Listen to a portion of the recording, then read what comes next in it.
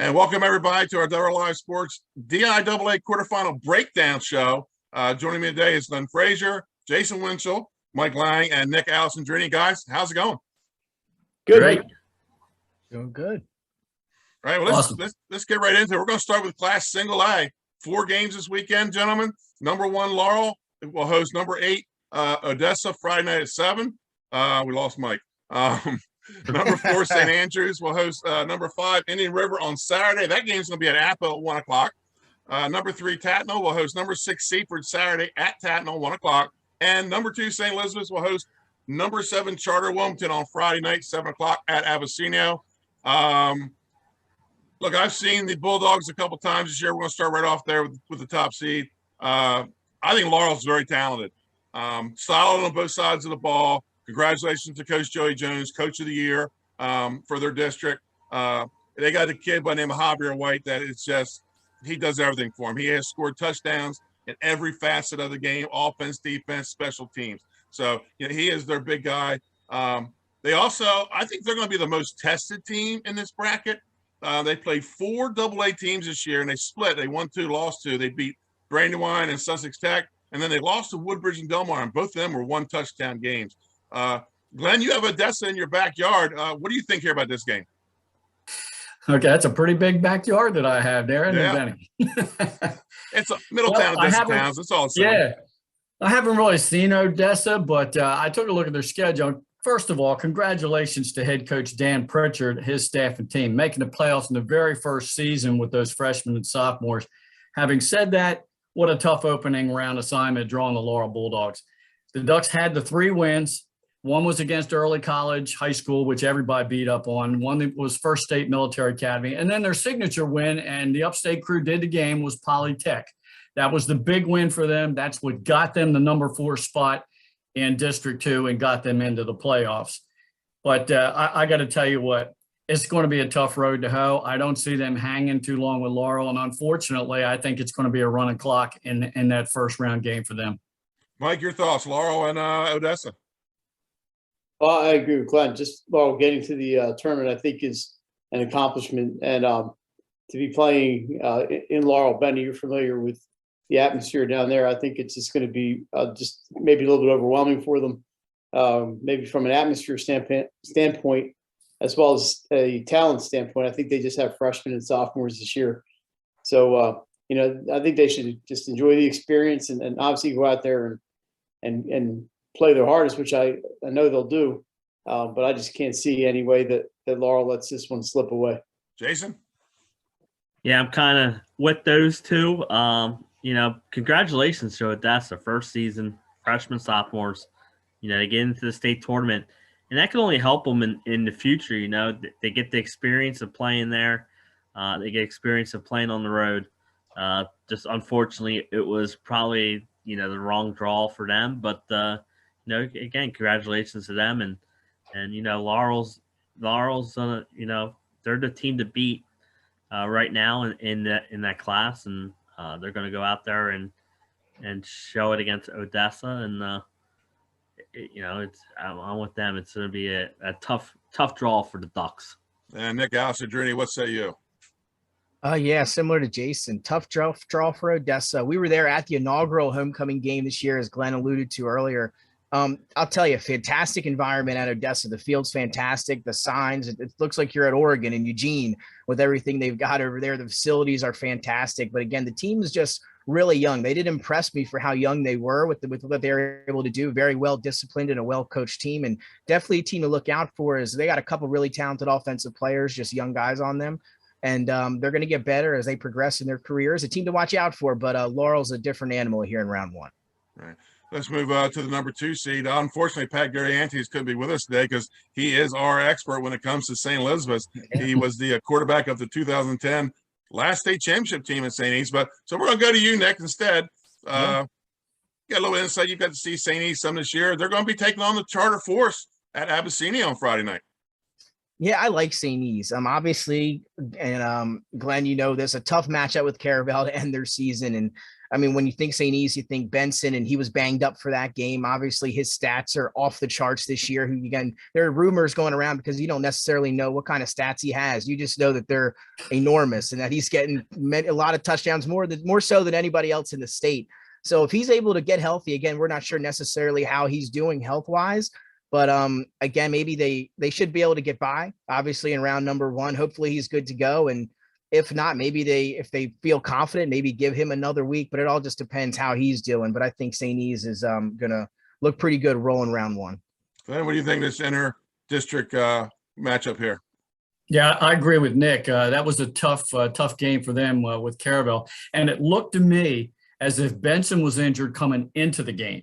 I don't know what happened, if it was during the week, if it was the previous ball game, but he was kind of limping a little bit coming in. His last run, which was early in the second quarter, he gained about 10 yards. He was hit along the sideline right in front of his bench, and he took his fist and just pounded it into the turf because he knew he was done for the night. I don't want to speculate. I hate to do that. But if it's a high ankle sprain, that's not good. And I don't think it's going to hurt him in the opening round game. And like Nick was saying, so they had a bye week last week. They have an opponent this week they should beat even without Benson. So he could get 3 weeks of rest before he might really need to be inserted in the game. Hopefully he's well enough because he's just a special kid, a great running back. And yeah, I know Nick was talking about the stats. It was funny, that St. Andrews game. First, it was 492 yards, and then it was 496, and it was 503. We don't know. It was about 500 yards. It was a lot. It was a lot. It was a lot. Yeah. Good luck to St. E's. I think they'll do well. And again, hopefully Benson's healthy. All right, Mike Lang, you're our go-to guy when it comes to Catholic conference sports. Tell us about the Vikings. Well, I saw St. E's about 6 times this season, so I got a lot of up close and personal time with Kasim but they have more weapons than him. Mikey Downs is really a punishing runner for them. He also catches some passes. They have Chris Character, who's more of a speed guy who can run the ball. They do have some weapons through the air. I mentioned Downs receiving, and they have a couple other guys. And Brett Smith can throw the ball. He's got a strong arm. So I don't think, not that they don't need Benson, but I think they can beat Wilmington Charter without Kasim.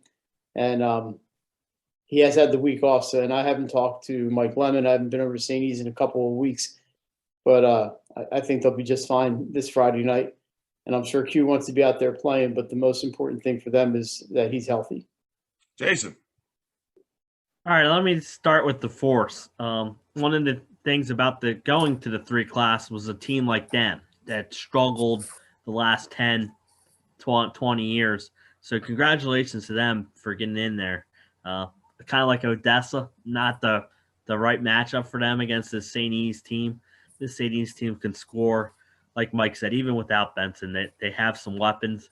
They're a very dangerous team. And what I really like is their defense. Their defense has been solid all year, minus the last game of the regular season where Caravel scored 35 on them. They've done a good job. St. Andrews put up a lot of points on them too in that wild shootout. But the other 8 games, their defense was solid. So it's gonna be a tough matchup for the Force and the Vikings. Like Mike said, they probably don't need They won't need Benson this week, and they will advance and make it to the semifinals. All right, so let's head to the middle of the bracket. Number 6 Seaford is traveling to Tattnall. Seaford with the I call him the Energizer Bunny of Delaware high school coaches. Mark Quillen, high energy, and he brings it. And you see it in his team. They have a lefty quarterback by the name of Kareem Bolden, sophomore. He was second team all district. Jason, you've seen Tattnall. I know you got to call one of their games. Any chance that the Blue Jays can pull an upset here? Because the Hornets are hot as of late.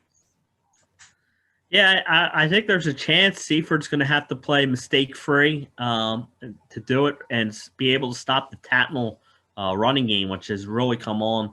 Let's take a look at Tattnall. They're, three of their losses are to Class A teams, Friends, Archmere, and Tower Hill, all in the Class 2A playoffs. 2 of them had first-round byes. And then you throw in the 4th loss to St. Elizabeth's, a solid Class 1A team.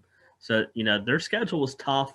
They're getting to play at home Hopefully, the president will already be home this weekend, and they'll be able to. The fans will be able to get in without any complications. But it's good for them. They get a home game, and it's a long trip for Seaford. But I'll tell you what, I think if they play mistake free, and can force Tattnall to throw the ball, I think Seaford has a chance in this game. Glenn, Seaford, Tattnall.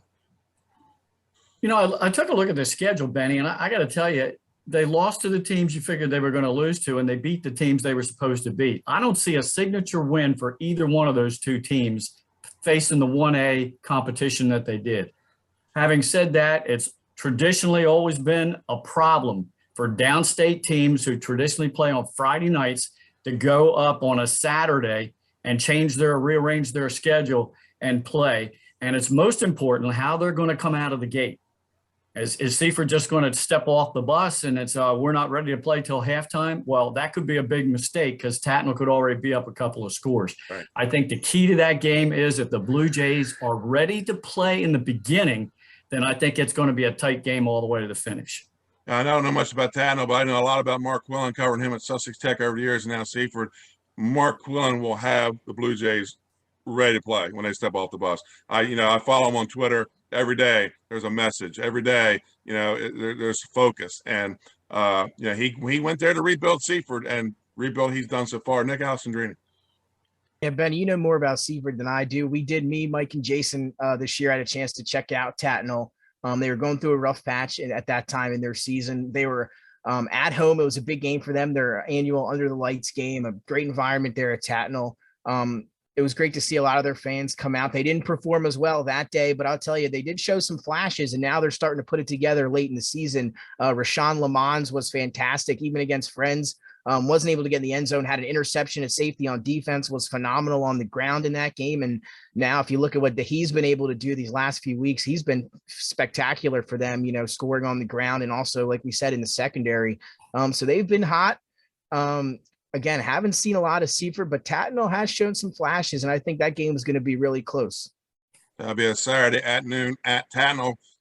Trying to think of the last time Tattnall hosted a playoff football game. It's got to be, if ever, a long, long time. So let's go to the final. Probably the Berge years, Benny. Berge years, yeah. The final game of the playoffs, a game I'll be covering on Saturday. St. Andrews is hosting Indian River. Indian Rivers they're big and athletic. They got the Hall brothers, Dalton and Hayden, and then they throw another guy in there. They're all district guard. They'll throw him in the backfield every once in a while to run the ball. And TJ Burke, the heavyweight, the 285-pounder from Indian River. The talk of the fall was Laurel St. Elizabeth. Laurel St. Elizabeth were the teams to beat, and they are. Don't get me wrong, but the Indians lost to St. E's on a touchdown, and they lost both games on the road. And they lost to Laurel at home on a block extra point in overtime. So now they're going to be playing St. E's neutral field. All right. Nick A., does this make a difference for St. Andrews? They earn the home game, but they have to play on the turf at Appo with most of their student body going to be out of town for Thanksgiving. Does this become an advantage Indian River? That's a tough break for them, right, Benny? I mean, just the timing of it all. And like you said, fans going to be away. I think it is advantage Indian River. We talked about Indian River on the show numerous times throughout the season about a team to watch out for and how good they've been. And you just talked about the close games they've had with the two best teams clearly in Class 1A. I like them this year. I like them in the playoffs. And we all know it's hard to beat a team twice. Well, if it happens to go that way, Laurel and St. E's again going to have to beat them twice if they want to crown themselves champions. So I think Indian River is going to be a tough out, and I like them this week. Jason Winchell. Yeah, I'm with Nick Alessandrini on this one. That's a tough draw for the St. Andrews team. They're, like you said, neutral field, turf, fans out of town. And this Indian River team, they really impressed me in that game against St. E's. That chance I got to see them really strong defensively, held that St. E's Viking team to 14 points, held Laurel to 14 points in overtime. So that it's really I think a key that defense of Indian River can keep them in any game. We saw them against St. E's. Their offense struggled a little bit, but when they needed the score late in the game, They were able to, and then the defense stepped up. They got a block punt, and they just could not get that, into that end zone to tie the game. But a really strong team, and like everyone's saying, I think they're the third team, and I think they put fear in the top two teams, minds now that a semifinal clash with them is not a easy feat. And they're a team also coming in, and they got to play 8 games. They had the COVID game, I think, with Brandywine, and then the end of the year, early college dropping their season. So, Glenn, your thoughts on this game? Congratulations to St. Andrews. First time in 18 years that they've been in the tournament. And again, here's one of those classic examples of why they changed things up and developed that 1A class. Quarterback Mike Lilly, I hear he's a real tall kid, similar to Ryan Von Brandt of Appoquinimink. He has Brandon Graves, his favorite target. Man, they light it up. They've got a prolific passing attack, but I don't know whether they can stay in the game with Indian River. I think Indian River might just be too tough for them. And I'm not sure. I mean, you talked about a neutral site, having to play at Appo High and playing on the artificial surface. I'm not sure that was a big factor in the ball game for them to even begin with. I think Indian River is the better team. And we talked about all year long a 3-team race, and it was all going to come down to who was going to be on the same side of the bracket as the Indians. Well, guess what? The 1 seed, Laurel, is going to end up on the same side of the bracket with Indian River. And I think those two will meet in the semifinals. Mike Lang. I had a chance to see St. Andrews. Actually, I saw both teams. I saw Indian River at against St. Elizabeth. We streamed that one, and then I went down to St. Andrews to watch a game. They're going to be missing something without their students there. We saw it in the soccer tournament. Their students really showed up to support them both in the semifinals and the finals. And they're not going to score. The students don't score touchdowns, but it's great to have people out there cheering, and they're going to be spread all over the country. Unfortunately for the Saints. Glenn, you mentioned how tall Lilly is, and Graves is tall. They have a lot of height. I'm looking forward to seeing them play basketball this year, but I think Indian River, just the size of Indian River is going to be a real problem. And I think defensively stopping the Halls is really going to be an issue. We saw St. East struggle against them, and I know, Benny, you've seen them more than the rest of us. Those guys can really pound the ball, and they don't give up a lot of points. So I think I would have to favor Indian River in this one, but I wouldn't say it's out of the realm of possibility for St. Andrews to pull off the upset, but it would be an upset. And if you do stop the Halls, don't put T.J. Burke in the backfield and stop that big body. So, folks, that's our outlook on single A football. When we come back, we'll be talking a little bit of Class AA.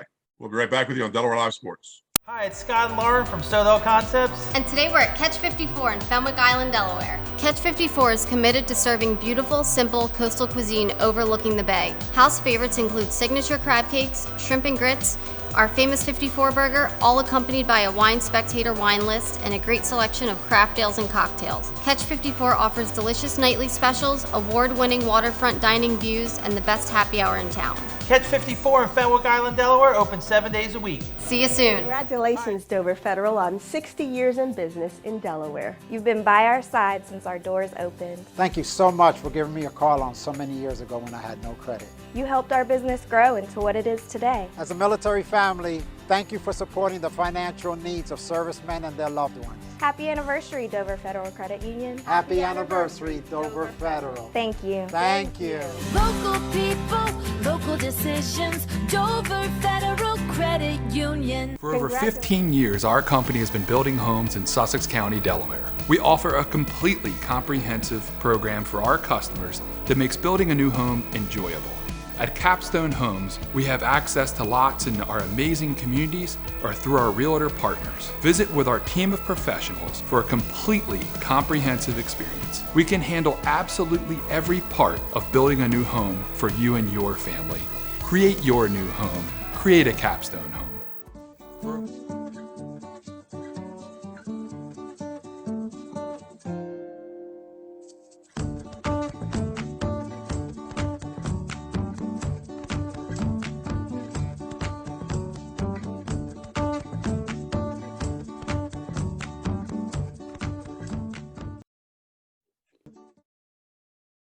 And welcome back to Delaware Live Sports. Benny Mitchell here with Glenn Frazer, Jason Winchell, Mike Lang, and Nick Alessandrini. And we're going to talk Class AA playoffs, quarterfinal action coming up.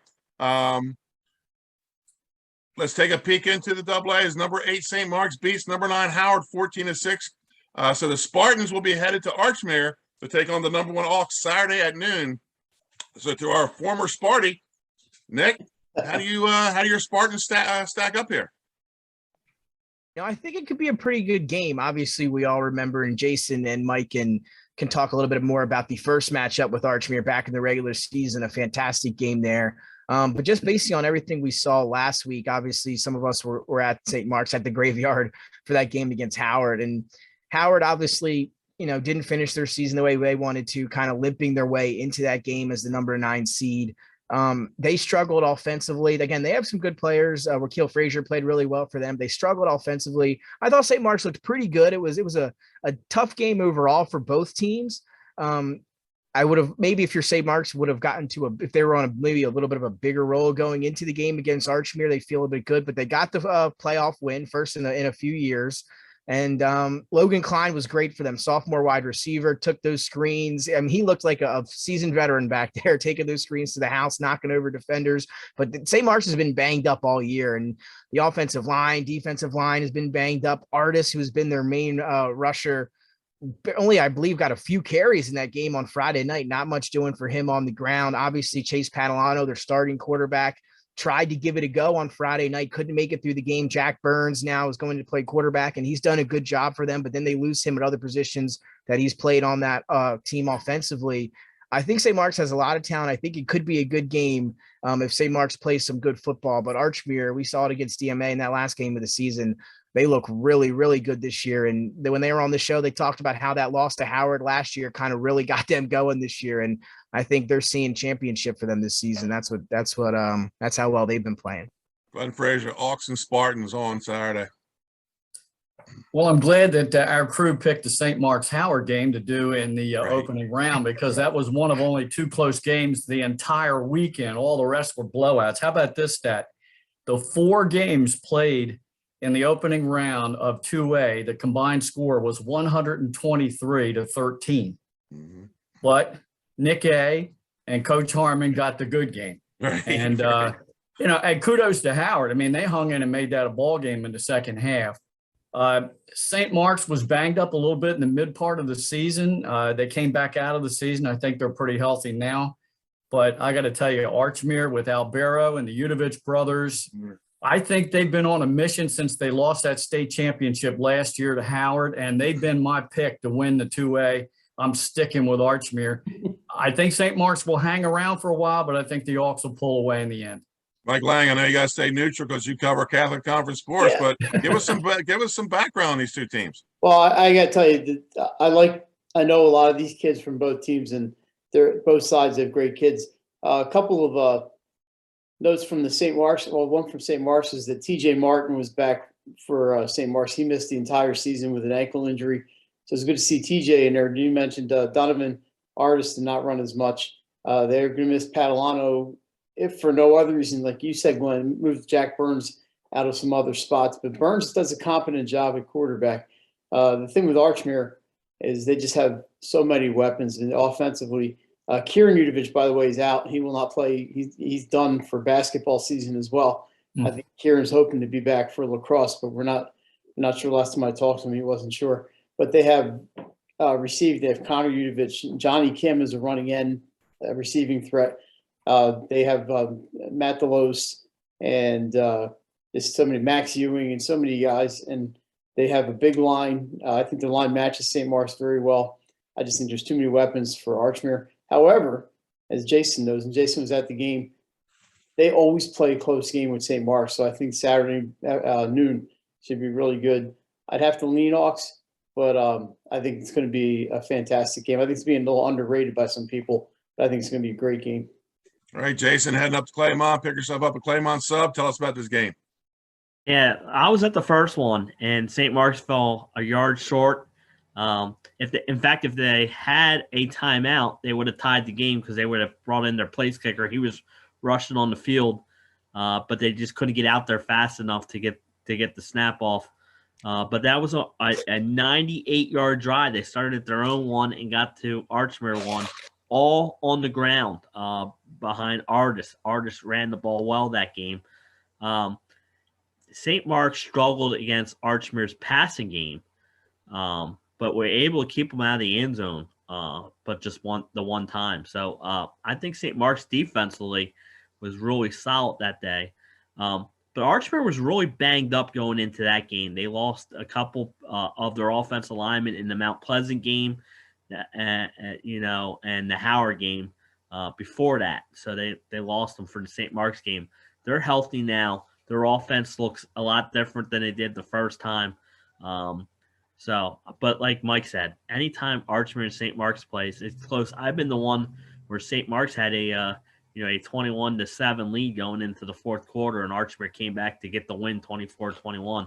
So they're always close, and I expect another close one there. I just think the Hawks have a little too much for the Spartans. I think Albero wins it with his leg in this one, kicks a couple field goals, which is the difference in this one. Hey, Benny, speaking of legs, we may have noticed last week at St. Mark's that Jabri White was punting for them. Mm-hmm.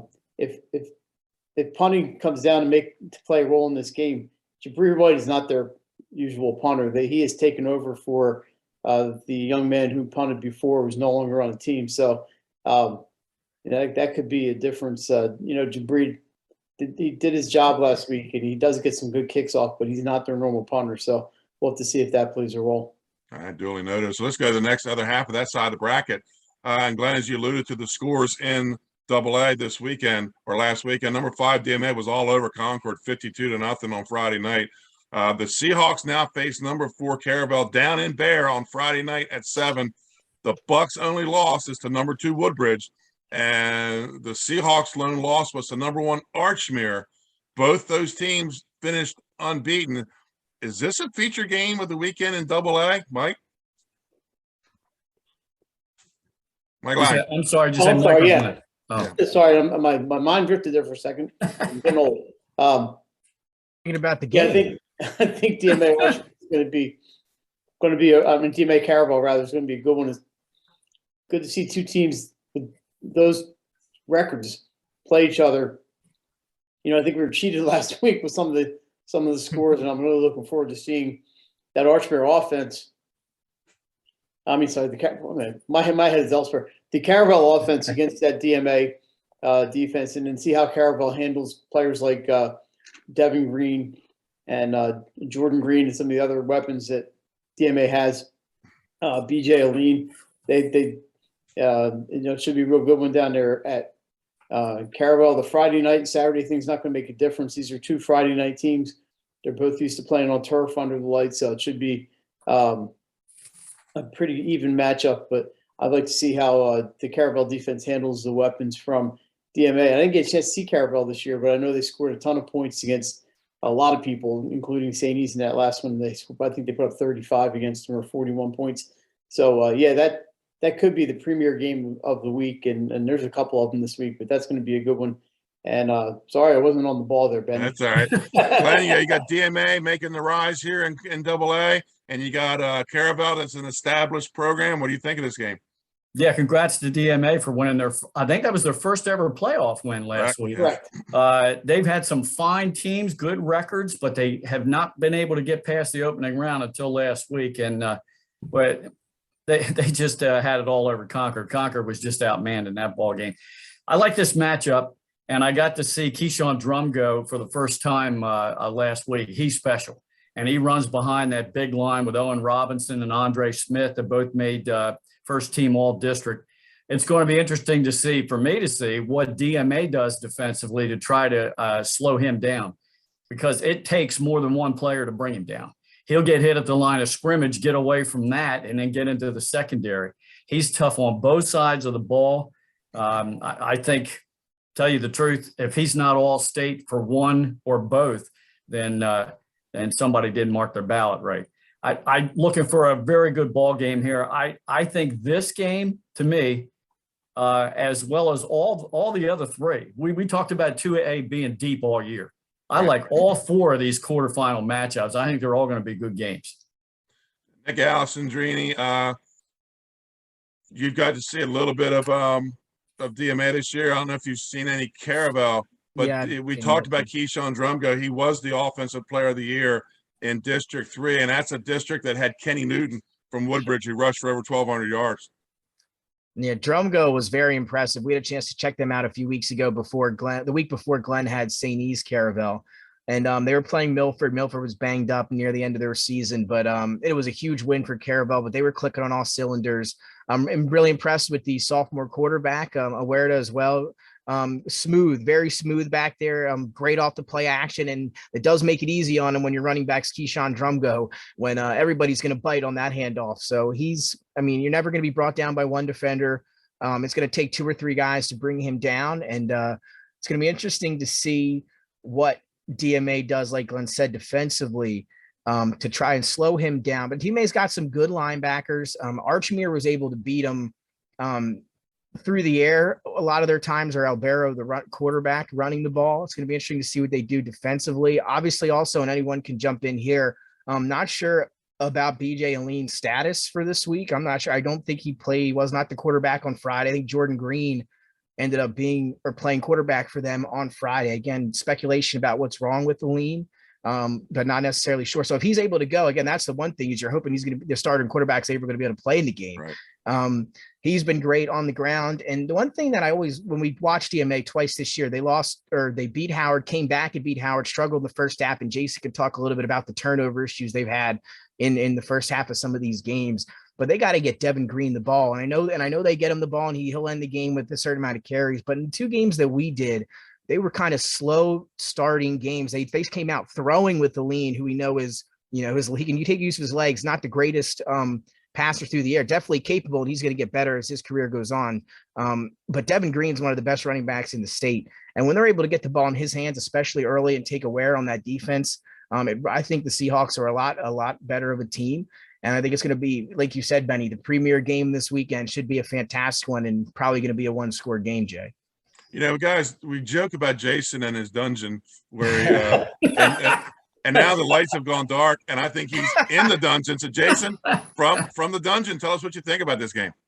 Yeah, I think this. DMA has to avoid the turnovers. They're struggling right now with the turnovers. The 2 games me and Nick did, they turned the ball over a lot, and it really hurts them. But defensively, they shut down Archmere's ground game. Archmere did not have much on the ground. They did have a lot through the air. So I think if Caravel wants to win this game, they're going to have to mix in the pass to go along with the run. I think it's 2 good defensive teams. And it's going to come down to who doesn't turn the ball over. And that's one thing that's plagued DMA this year in the big games. So they're going to have to play mistake-free. And I'm with Nick. They need to give the ball to Devin Green early in this one. They came out in that Archmere game, and they had the best running back in the state in the first 2 drives. It was pass, and a couple turnovers, and that cannot happen. Also, they seem to have a lot of penalties, especially sideline warnings, and that cannot happen in the state tournament game. As a coaching staff, you have to be aware of where the kids are on that sideline, because the last thing you need is a 15-yard penalty when you're moving the ball down the field. All right, the Delmar Wildcats had their way last Friday night with the Newark Yellow Jackets advancing with a 43-7 victory. And now that gives us this Saturday, Dave Hearn and Bob Tattersall, 2 legends in Delaware high school football. Now the Wildcats, they head back up north. This is a rematch of week 1 against Wilmington Friends. This game will be played Saturday at 1 at Abyssinia Stadium. When you pick up the bracket as a coach or a player or a parent, probably the last thing you want to see typed below your team is Delmar when it comes to playoff time. The Quakers won the first one, 28-0. Jason, how do you see this one? Yeah, I think Delmar, they'll tell you firsthand. That score was a lot closer than it seemed. Delmar moved the ball, had some costly penalties, and some key turnovers when they were down in that red zone. but they were able to move the ball against the Quakers. And, that's on a grass field over there at Friends. Now they're playing on the turf field, which is a little different, for Friends. I don't think they play any games on the turf this year. So, does that come into play? I don't know. I just expect it to be a real close game. I think Delmar, that they're going to have to play mistake-free, especially when they get down in that red zone. But I thought they moved the ball well. I heard they had over 10 penalties, which happens in the first game of the season. A lot of times you'll see a team pick up a lot of penalties, especially I heard they had trouble pre-snap with pre-snap penalties. So I think that gets cleaned up as the season goes along. And I expect a really tight game up there at Abyssinia. And like you said, the coaching in this game, two legends going at it. It's going to be interesting to see which one can pull it out. But I would not count Delmar out other than, it's a long trip. But I like the 1 o'clock start for them, a little later than the 1 year they came up and played Archmere at noon, which, it's a long drive. So they get the extra hour. Jason going with the change of surface type strategy there. So Glenn, Cameron Edge, he threw the shade at us on the show about us being old when he was talking about a song pick. But I'm going to throw a little more to you because you're the one that's been here longer and seen these two guys coach, and Hearn and Tattersall. These two guys have been around a long, long time, as have you in the broadcast business. So talk a little bit about this big matchup. It could be the only two coaches older than me, right? Well, look, I guess, is Robbie Tattersall his grandson? I believe so, yeah. I believe so. Okay. Well, I tell you what, I don't see too often a quarterback that also starts at defensive end. So that's interesting to me right off the get-go. And, I see this being a defensive struggle, this ball game. I think these two coaches, they know each other. They know their tendencies. I see this being a low-scoring game. I know defensively that Delmar has a couple of good linebackers in Kemp and Gibson. They're both seniors. They lead that team. Delmar has a good running back in Warner. And then you got Tattersall. And that coaching staff always seems to come up with some plays. They've got some things in their playbook that they save specifically for the playoffs. And I think they love to use them against the Delmars and the Woodbridges of the world. I think this game's going to come down to discipline. Who's more disciplined? Who commits the fewer penalties, the fewer mistakes, makes the right decisions? And that'll be the difference in this ball game to me. But I see a tight, low-scoring game. I don't think it's going to be like it was the first time around, 28-0. Nick Alessandrini, what do you think? Yeah, obviously Delmar, completely different team, as would a lot of teams be this, into the year right now, into the postseason. They're getting hot at the right time. And as a team like that going into the playoffs, that's all you can ask for. That's where you want to be. Obviously the Quakers get that first round bye, not in action last week, and we'll see how that plays into it. But when we did Friends Tattnall, again, low point for Tattnall in the regular season, but Friends looked very good, fundamentally sound. Tattersall, and played great at the quarterback position, throwing the ball, running the ball. Then he was able to block a punt and score off a blocked punt. And then Chuck Awocho, the running back, has just impressed me all year long. Having him on the show, then having the chance to check him out in person.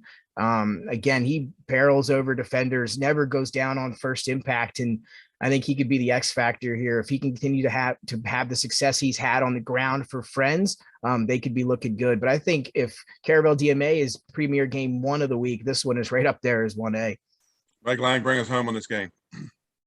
Well, Jason is correct. Friends did not play on the turf this year. They did have a scrimmage against St. E's, I believe, at Abyssinia, but their regular season opponents that would normally be turf games played at Friends. However, Friends School does have a turf field down the street from the campus, and it wouldn't surprise me if they are practicing over there a little bit this week to get used to that surface. I think if this game is as close as we think it might be, a difference could be the kickers.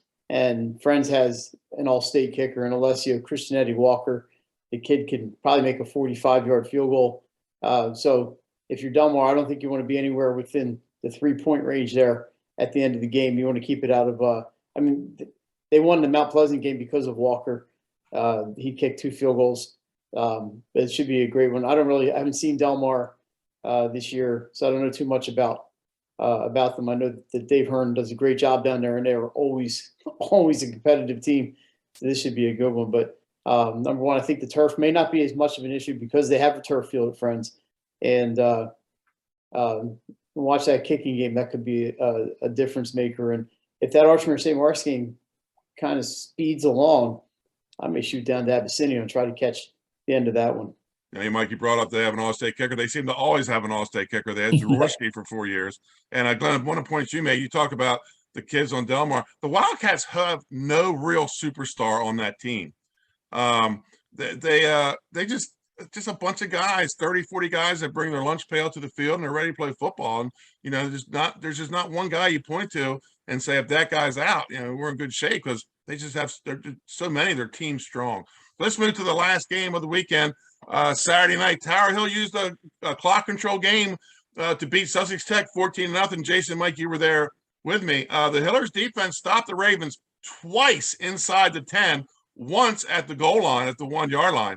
So they get to head down to Western Sussex County to take on number 2 Woodbridge, who I think maybe may be the most tested team in AA football. 8 other 10 games were contested for 4 quarters, and they had to come back in several of them. Nick Alessandrini, this is a disciplined Tower Hill team headed down to take on the Woodbridge Blue Raiders. They're going to be running behind a guy by the name of Brendan Hickey.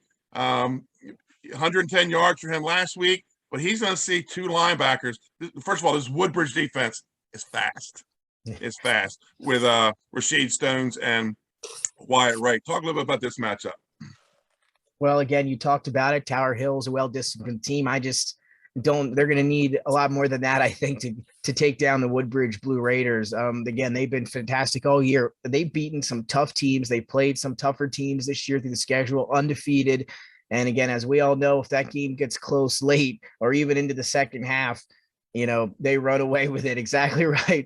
And I mean, there's been some games where they've struggled in the first half. You're looking at 6-0 over some teams. Maybe you would have thought they'd be up a little bit more, and just some games like that. But once that second half starts or that fourth quarter starts, it's kind of like they're a whole new team, as we all know. And they just, pour it on in some instances. And again, Coach Dooley doing a phenomenal job down there. They've got some phenomenal athletes, as you talked about, Benny.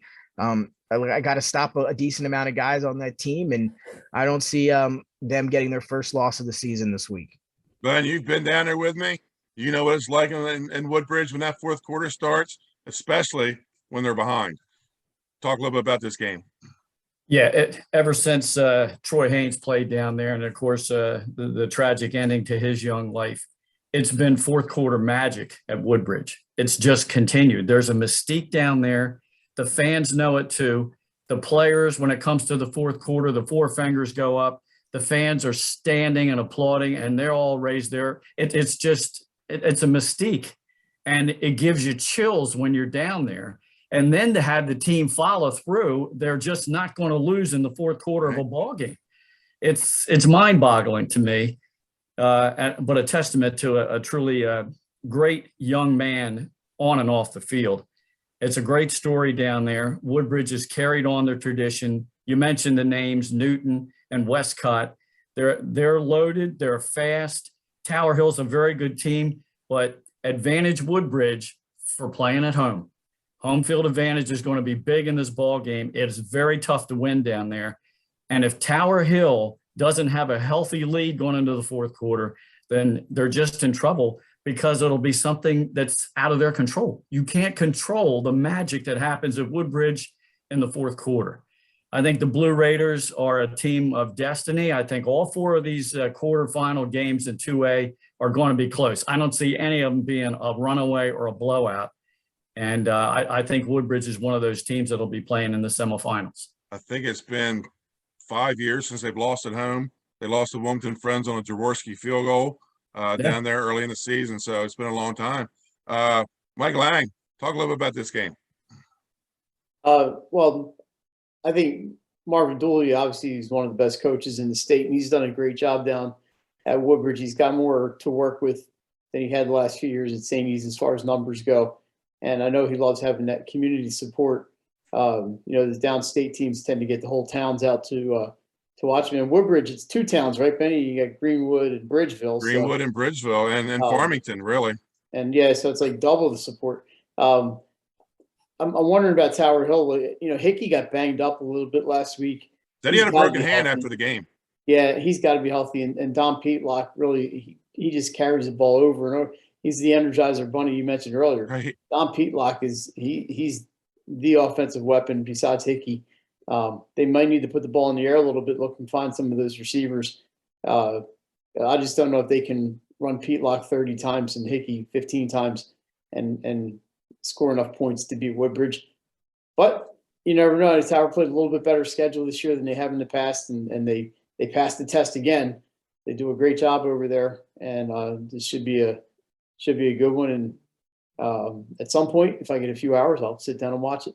All right, Jason, you got to see Tower Hill with me on Saturday. You've got to watch Woodbridge through our streams. Bring us home on this game. Yeah, I'm with Mike. I think Tower Hill is going to have to be able to pass the ball, but they also have to have ball control. They got to keep that Woodbridge offense off the field as much as they can, and they have to have a big lead going into the fourth quarter because it's fourth quarter magic there at Woodbridge, and if Woodbridge even down a touchdown heading into the fourth quarter, I think they know that they can come back and win that game. So Tower Hill's going to have to play great defense. They're going to have to limit the mistakes on offense, but they're going to have some ball control and mix in the passing game. To have any chance in this one. I just think at the end Woodbridge has too much. And the home field advantage is the difference in this game. Yeah, we talked a little bit early in the season about how we thought this district of Woodbridge is in. This District 3 was probably the best, and that's the District 3 all district team, and all that yellow is Woodbridge. It's all Woodbridge. Oh, I thought that was every player in the district on that. They're a really good team, and we didn't even discuss Noah Matthews, the big tight end defensive end. But I tell you, the heartbeat, and of course Newton with over 1,200 yards. But the guy that's going to lead this team, if they were to win, is Ellis Cannon. He's the senior. He's the center. But on defense, they play him inside. They play him outside. And he's just like, he's a tackle for loss machine. He finds his way there. Watch number 50 on Friday night, and that's going to tell you how this game goes. So, folks, that's our wrap on Class 2A. When we come back, we'll talk about the big class. And when we return to break down the big schools, this is Middletown's year. They're the number 1 ranked team, but they're the number 2 seed. We're going to talk about that when we come back. Welcome to Premier Physical Therapy and Sports Performance. We're a locally owned outpatient physical therapy practice with convenient locations in all 3 counties in Delaware. At Premier, we have experienced physical therapists with advanced credentials, but their hospitality, passion, and enthusiasm is what makes the difference for you. Find our convenient locations at premierptsp.com. You may have tried physical therapy, but have you tried Premier?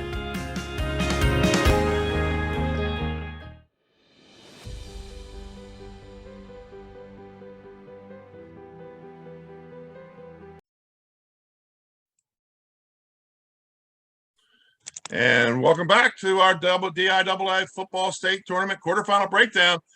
Gentlemen, it's time for, the main event. Class 3A. Is this Middletown's year? Their last state title, 2012. Since then, they've been to the show 6 times, losing to Salesianum, Penn, twice to Smyrna, Hodgson, and then last year, Sussex Central.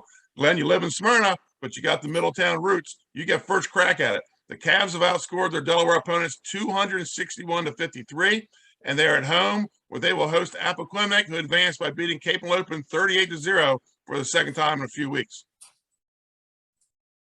Well, I would try to say as much as I can about Appoquinimink. Coach Timpson has done a real good job there. They haven't won too many playoff games in the history of that school. That might have been only the second one. I think they won as a Division II school when they first started playing the sport. Ryan Von Brandt, second team all district. He's got the ability to read the defense as well. He knows to make the right decisions. I've seen him play a couple of times. I'm very impressed with the young man throwing and passing the football. But saying that, I saw him get a little banged up against Salesianum in that regular season finale. So it's going to be how healthy is he in the ball game, because he's the key. If he can't get going against that Middletown defense, which is probably the best in the state from the front four all the way back to the secondary, if he can't make things happen, it's going to be a long night for the Jaguars. Jaden Weatherspoon's a very good possession receiver. McConomy, since he came back midway through the season, has given them a little bit more in the running game. And they're balanced when they bring in Xavier Rogers. He's a punishing fullback, and they might run him a little bit more against Middletown to give them more balance in that run game. But Coach Blum's Cavaliers, they're just loaded, both sides of the ball. I mean, Braden Davis, the running backs, Pearson and Roberson out of the backfield. The receivers, Tart and Caldwell, are the top two targets from Braden Davis. And then defensively, I mean, you got Dura Jaiwe, Cody Harris. By the way, just found out this week he's going to go to West Point. So congratulations to that young man. And then Wheeler and Wiltshire and Priestley and Cheating. I'm not sure that Appo can do anything in this ball game to keep Middletown from its destinies this year, which is to try to do something they haven't done since 2012, and that's win a title. Nick Alessandrini, you'll have the call on this game. Tell us what you're looking at going into it.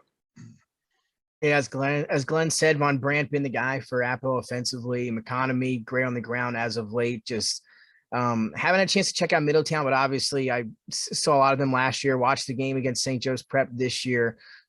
They've got a lot of talent, as we talked about. Defense wins football games, and I think the defense is going to come up huge here. Zaire Tart, in the last couple of years, again, haven't seen a lot of him this year, but last year was my favorite player in the whole state to watch play.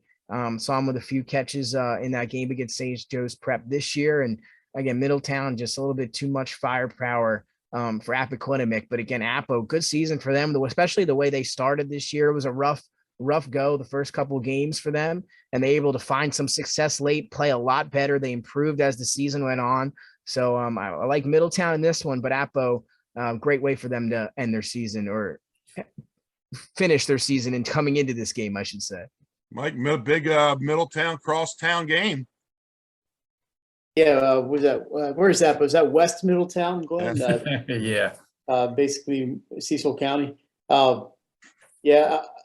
Hey, look, they've had a great year. I just think it comes to an end on Friday. I just don't see how they're going to penetrate this Middletown defense. And McConomy's a great runner. Von Brandt, you mentioned, Glenn, he's had a fantastic year. I just don't think they have the weapons to hang with Middletown. And unfortunately, I just, of the games this weekend, I just don't see it. Unless something really breaks Appo's way, I just can't see how they can defeat Middletown. But I've been wrong before, so you never know. I just think too much Middletown. And it's hard to believe with all the talent that's gone through there. And we've all watched it over the past decade and 2 decades that they haven't won a title in 9 years. It's unbelievable to me, but maybe this is year. I guess we'll find out in the middle of December. Jason Winchell, what say you? Yeah. I think it's too much Middletown in this game. I think they had the best defensive core in the state. Their defense played really well, even against a tough team like St. Joe's Prep this year. I just think they have Appo's going to have a hard time trying to score, and then Middletown's offense just as good on the other end. Davis will spread the ball around. Great running combination. I just think it's too much for Appo to overcome in this game. I really like Middletown. Last Saturday, William Penn, they dominated Hudson 41-0 in the first round to earn the right to travel to the number 1 seed, Smyrna. Jason, what are the Colonials' chances down in Smyrna? I don't like their chances. That's for sure. This Smyrna team has really come on, especially on the defensive end. The offense was there. Defense end has really picked up the pace. Held some good quality teams to like Salesianum to 7 points. Since the second half of the St. George's game, this team has really been on top of its game. William Penn has a really good offensive team. They can put up some numbers, but they struggle defensively.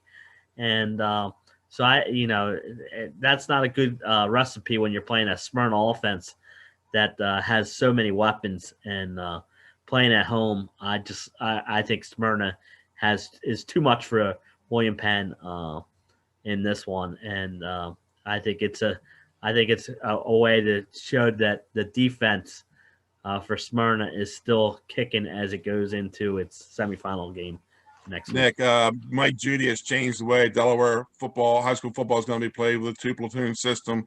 Right now, they're the only team truly doing it. They're fully committed to it. Talk about this game.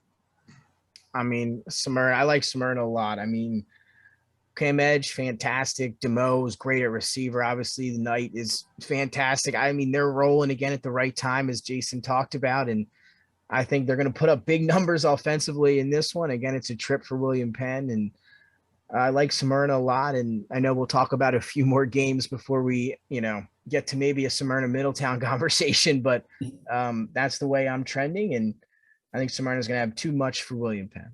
I think everybody in the state is trending that way when you talk through football. Mike Lang, your thoughts on this game? I think it could be a long night for William Penn, but hey, Matt Sable and his crew, they deserve some credit and some congratulations. They've been through some rough times over there at Penn. Been through a couple coaches. I guess since Marvin left, Matt's been there, just rebuilding that program, and they've got a playoff win this year, and congratulations to them. I just everybody says it. There's too many weapons in Smyrna. We had a chance to do the Smyrna game in a beautiful driving rainstorm up at Abyssinia. It didn't even seem to bother the Eagles at all. They just kept moving. It was beyond pouring up here, and they just kept going. They scored 28 points. I know on a dry turf they may have scored 50, but that's just a quality team. And I love what I saw from Cam Edge, even in the rain.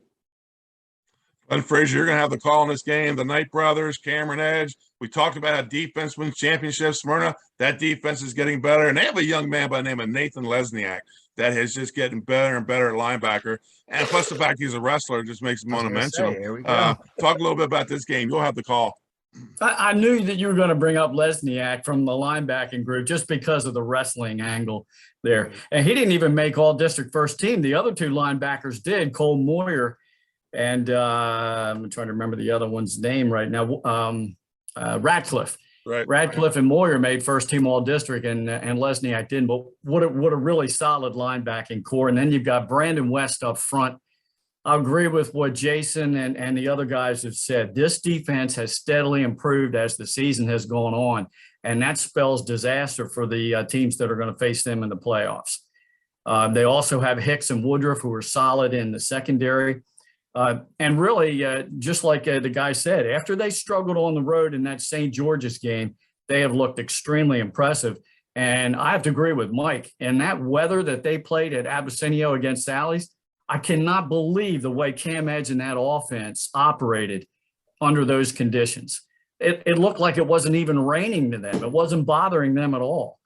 And Wayne Knight, what can you say about him? The guy he must be over 30 combined touchdowns now through the air and on the ground. By the way, Edge, 2,400 passing yards, 22 touchdowns, and maybe the most impressive thing, only 2 interceptions thrown all season. And he has a bevy of receivers. Ymir Knight is a speedster. If he gets the ball in open space, forget it, he's gone. Devin DeMoe, the most athletic receiver I've seen all year. I mean, he's made some catches that have been mind-boggling. And then Denham Smith, another kid with a lot of speed as well. I haven't seen William Penn. I'll get my first look at them when I look at film this week and then again on Friday night. But Jason's telling me he's not giving them much of a chance because the defense might not be that good. Well, that's not going to bode well against a Smyrna offense, which might be all around the best in the state right now. And we'll find out if it's the best in the state in a couple of weeks. I got one thing to ask you guys before we got away from that Middletown Appo matchup. Of the 4 quarterfinal games this weekend, if Appo should win against Middletown, would you consider that the biggest upset of the 4? I would consider that the biggest upset in Delaware in a decade. I have trouble thinking of the 4th one, Glenn. What was that? I can only think of three of them off the top of my head. So All I'd right. have to Sally Central, right? Penn, Smyrna, and the other one, Dover and St. George's, right? Yeah, Yes. that's either that one would not be an upset to me. So yeah, I think the Apple will be the biggest one. Yeah, I think so. I'm Yeah. getting old, man. It takes me a while to think of this stuff. I think William Penn too. William Penn somehow found a way Yeah. to be. Yeah, I think that would be almost just as impressive. You know, Glenn, we talk about it. All five of us talked about Cameron Edge. And man, has Smyrna become quarterback high or what? They have produced some really good quarterbacks in the last 8 years. Yeah, they have, and really so has Middletown. Right. So, you know, and it's good to see. It's good for the state to be able to see these teams with this kind of talent. I was talking to Shannon Timmons, who did the field hockey state championship games with me last weekend for NFHS. And we talked about how there's just a bevy of talent in this small state in field hockey. And the student athletes are getting opportunities to move on to the next level and get a college education. And it's a domino effect for their teammates. The same thing happened with Delaware now in football. The small state of Delaware is getting more recognition for their student athletes, and it's a domino effect for everybody on the team. I think it's fantastic. And it's a domino effect for their opponents, because when they start looking at game film, they start looking at who they're playing and who's shining. You know, how many major league prospects have been found because they were looking at another major league prospect? Right. You know? So let's jump into the middle of the bracket. Number 6, Sussex Central. They beat Caesar Riding for the second time in a week, 35-0 on Friday night. The Golden Knights are headed to a rematch of a week 2 loss with Salesianum. That was 14-13. Mike, do you see anything different this time around? Well, I don't think Sussex Central is going to get whooped by Sally's the way they did the first time. Having played them once, you know, they have game film. They've had a whole season to watch Salesianum, and I think it'll be a lot closer game. That Sally's offense has been Jekyll and Hyde. I mean, some weeks they just light it up, and some weeks they can't get anything going. Have not seen the Sal's in almost a month probably or more. But yeah, I think it's gonna be a pretty close game. I'd have to favor Salesianum playing at home. But I think it'll be a pretty good game. It's, you know, a lot of it comes down to how Connor Campbell plays and for the Sal's. But I think give Central, they had the time to go back and really study this game film. So I think it'll be a pretty close one. Also, Matthew, you guys are going to have the call on NFHS, correct? You guys are taking this game. I think so, Jay. Is that? Yeah. Glenn's there, right? Yeah. Glenn, me, and you, Mike. Right. So when you see the bad camera crew. work, Benny, you'll know who to blame. All right. So Glenn, you're going to have you'll be up there this weekend, and you know as well as I do, the guy that plays things close to the vest, John Wells. If you know, really for us, if you want information out of John, call me, and I have to go to the field to get it. Longtime friend of mine, but you know, usually when you catch him, you corner him, you'll get the information that you need. But you're going to have that call up there again this week, and Sussex Central somehow knows how to prepare for the tournament. They weren't supposed to win it in 2018. They won it. They weren't supposed to win it in 2020. They won it. Here we are in 2021. They're a young team, and I think talking to Wells after the game Friday night, they're the healthiest they've been all year right now. I think that's the key. And I think you're the one that informed us that in that first game with Salesianum, where they were getting lit up in the secondary, they had 2 or 3 starters out of the game in the secondary, which might have had something to do with that outcome. But I think this one comes down to the 2 quarterbacks. Connor Campbell's a pretty special kid. I've seen him a couple of times this year on film. I think he's going to be a difference maker for Salesianum. Sussex Central is really going to have to come up with a game plan to try to neutralize him as much as possible. And then on the other side for Sussex Central is Amir Gardner, the senior. They need to block for him. If the Golden Knights can give him time, make things happen. And of course, it's the wing T offense, the traditional wing T, maybe one of the only teams left in the state that really runs that wing T offense the way that a lot of high schools used to back in the day. Wells has things up. He has things up his sleeve, and he, I'm sure, is working on some things for this ball game. Second time around, I look for it to be a lot closer. I think Sussex Central has the capability to pull an upset here. I would favor Salesianum in this ball game. And you know, you made a crack about me being the old guy. Here's the old guy doing 3 games this weekend. I hear you. Yeah, the other guy, the young guys are only doing 2. I'm doing 3. I'll be at 3. I'm going to watch Archer St. Mark's on Saturday. All right, we give Jason, you a when little you credit look there, at Mike. when you look at Sussex Central and you want to point to a guy that you need to key on, it's not there. They come at you with 5 or 6 running backs. Their defense the same way. This year you can't say who's the standout player at Sussex Central because it's Sussex Central is the standout player. They come at you with a full team effect. Yeah, they are a team, Benny, and like you said, they come and they're healthy. The healthiest they've been in a while. I think they will do a lot better against the Sally's passing attack this time.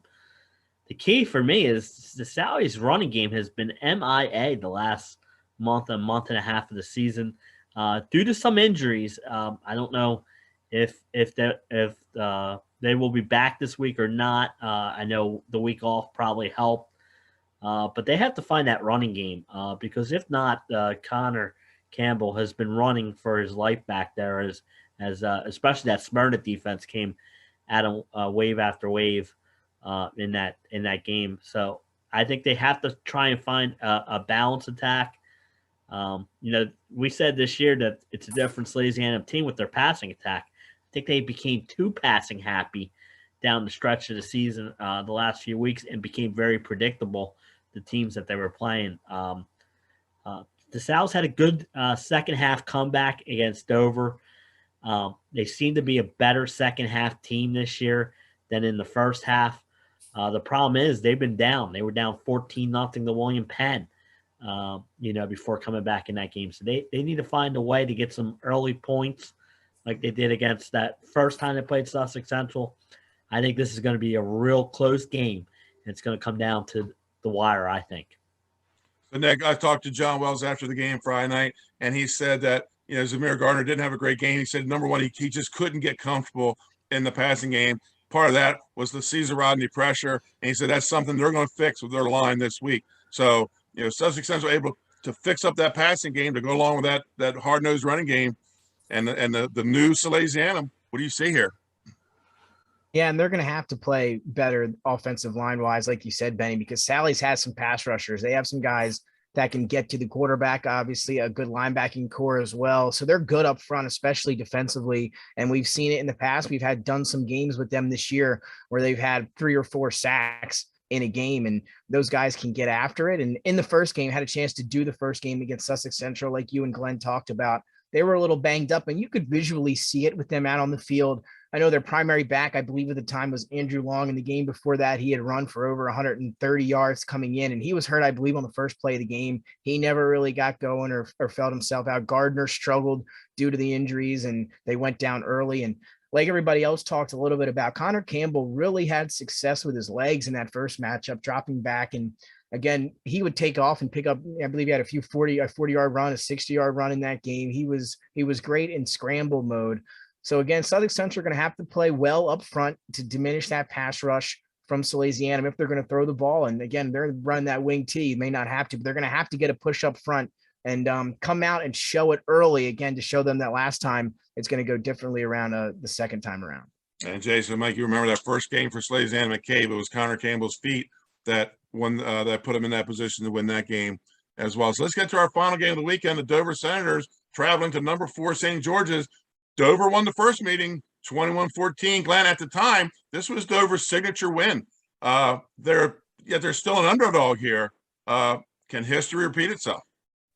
It can. I think this will be the closest game of the 4 in the quarterfinals. I'm looking forward to doing this game. Having seen St. George's since they played Smyrna, was very impressed with them.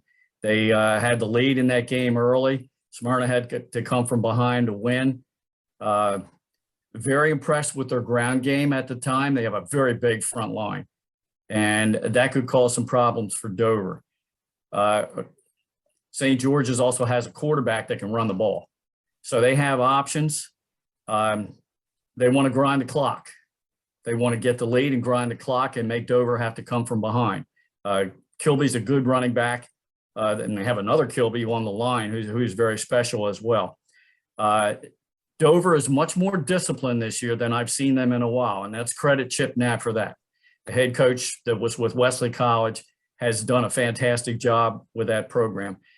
Looking forward to this one. I just see this being a very tight ball game. It could come down to a turnover late. St. George's also has a good kicker, so we keep that in mind as well. I think when we did the Smyrna game, I'm pretty sure he had not missed a point after attempt all season, and he'd made a couple of field goals as well. Dover has a good kicker too. So, I mean, man, this might be the game that we see go into overtime. Okay. Of the other four, this might be the one that comes right down to an overtime and maybe a field goal to win the game. I'm really looking forward to this one. Okay, Jason, Dover, they're a team that, win or lose, have looked all right this year. Talk about this game. Yeah, first of all, I was really impressed with Dover's season. They've played really well. And like Glenn said, they were very disciplined this year, and they were able to play some great teams and play them tough. They beat the St. George's team. Now, I know St. George's is without a couple of its weapons on the offensive side of the ball, but Dover went to St. George's and got out of there with the win. They had a lead against Salesianum late in that game and was able to throw the ball against a good Sally's defense. Put up a lot of points against Appos. This team can score. And like Glenn said, I think St. George's game plan is they want to control the clock and limit the Dover possessions on the offensive side of the ball. I'm with Glenn. I think this one's a real close game. It's going to come down to a field goal at the end. Mike Lang, is this going to be the AAA game to watch this weekend? Probably. I think that it probably will rival the Sally's Central game. I think both of these have real potential to be good ones. St. George's, sometimes I only had a chance to see them when they played at Salesianum. They rely so much on Giovanni Sanchez and the quarterback, Donovan. So you wonder if Dover can stop Sanchez, where does St. George's go? Do they have enough weapons to score points? I like we mentioned Dover's discipline in past years. It seems like they always start out real hot, and then the second half of the season there's always some kind of breakdown, and they end up 4-6. But this year they managed to stay pretty steady. They lost to Salesianum, Smyrna. I think the one game they probably wish they had back was that Appo game where they lost by 6 points. And they were really rolling early in the season when that happened. But yeah, this should be a good one. I've only really seen Dover online a few times. I've been able to watch a quarter here and a quarter there. But I think this should be a good one. If Dover can stop, and it's not easy to stop Giovanni Sanchez, but that could really make a huge difference. If they could force the Hawks really to throw the ball more than they're probably comfortable doing, then that could be something else. I mean, that could make it a lot closer game. I think it's going to be close anyway. So two good coaches too. I mean, we talked about Chip Knapp, but Nick, your old coach, John Wilson's done a great job down there at St. George's, and there aren't too many nicer people in Delaware football than John Wilson. So it's a easy game to root for either team because it's a couple of nice guys running the team and some nice kids playing the game. Nick, Mike highlighted that loss to Appoquinimink, and that's what puts the Senators on the road this weekend. So they're not going to get a chance to play in the state capitol. They'll head up the road to St. George's and pick up a Saturday afternoon game below the ditch, just below the ditch. Yeah, and like Glenn said, Chip Knapp's done a phenomenal job with that team this year, just fundamentally well-disciplined. Like Glenn said, more so this year than in previous years, and it shows, and they've had some great wins this year.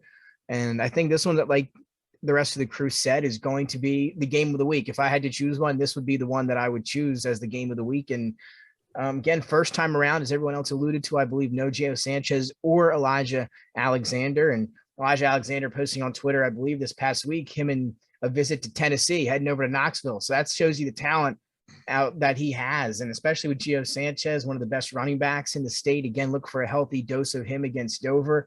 Like Mike, seen a few, maybe a quarter here or so of Dover this year, not a lot. But again, I think it's the game of the week. I think it's going to come down to the wire, and I think Sanchez and Alexander could be the difference in, again, that they were absent in the first round matchup.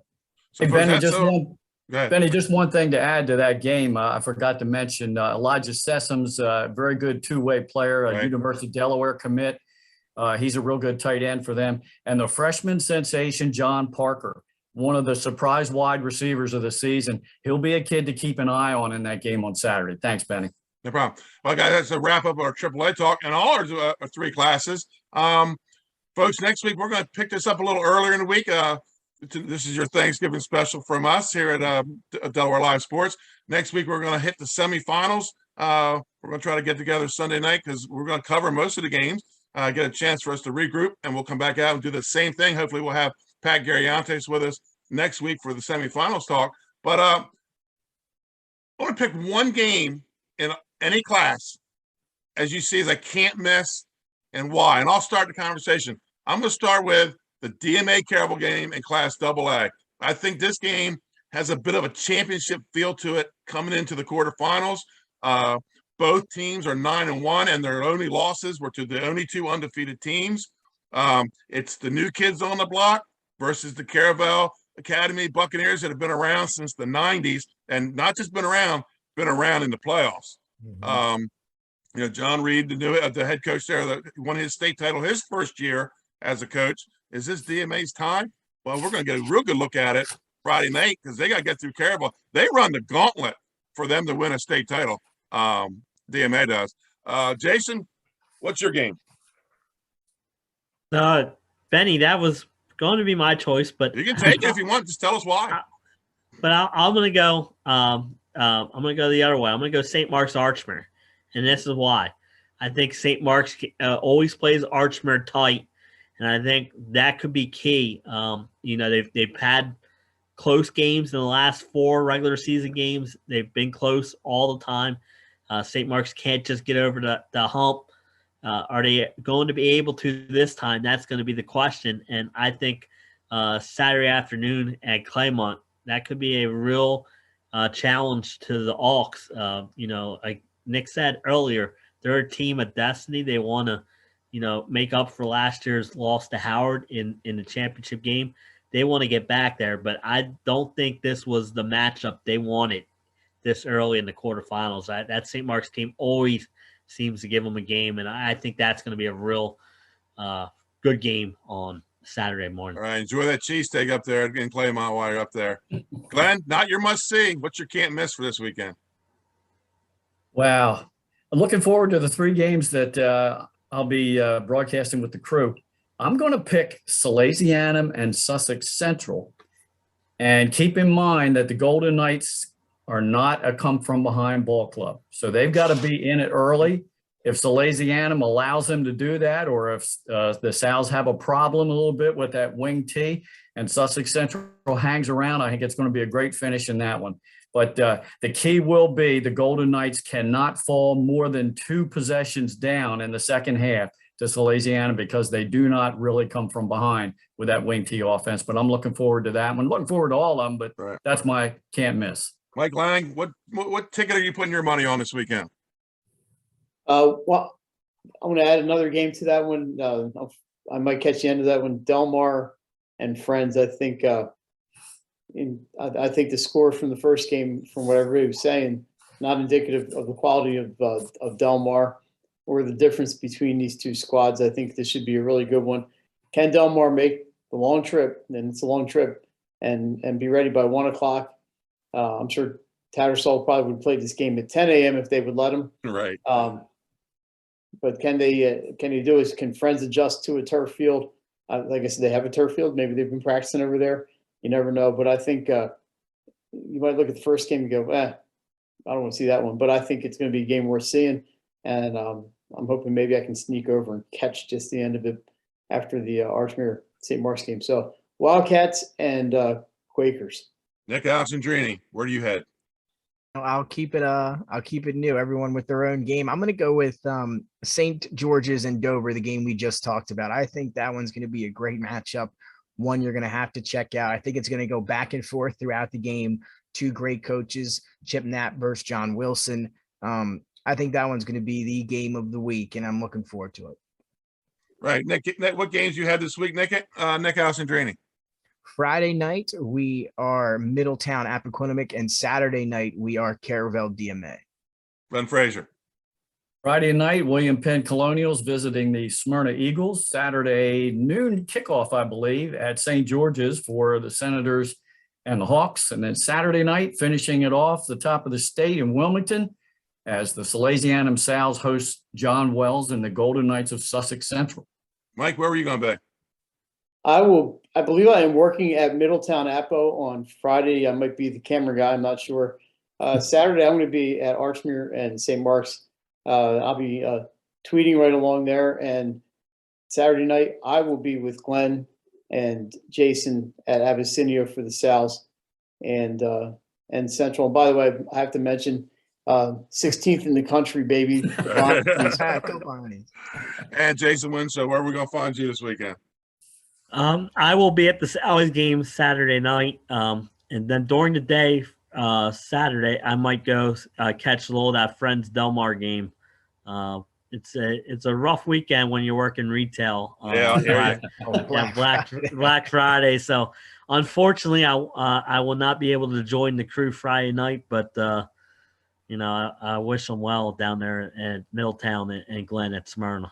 Hey, Nick, Jason, I'm going to see your cheesesteak and raise you 2 scrapple sandwiches on Friday night. And so I'm going to have the Tower Hill Woodbridge game, and then I'm going to follow that up. I'm going to head up to Middletown and pick up on the NFHS network the Indian River St. Andrews game being played at Appo. So, Benny, I think that's going to be a great game, that Indian River St. Andrews game. I think it is. I think it's going to be. I think it's a game we're at least talked about. You've got a diamond in the rough there, I think, in that game. Yeah, and like I said, Laurel beat them on a blocked extra point, and they might have to see them again to get for a state title run. So, folks, that's a wrap from all of us at Delaware Live Sports. Check out our games this week. Again, we're on the NFHS network for the playoffs, and then we'll come back next weekend, early next week, with a semifinal wrap-up. Guys, thanks a lot, and everybody check us out this weekend. Happy Thanksgiving. Happy Thanksgiving. Happy Thanksgiving. And ditto.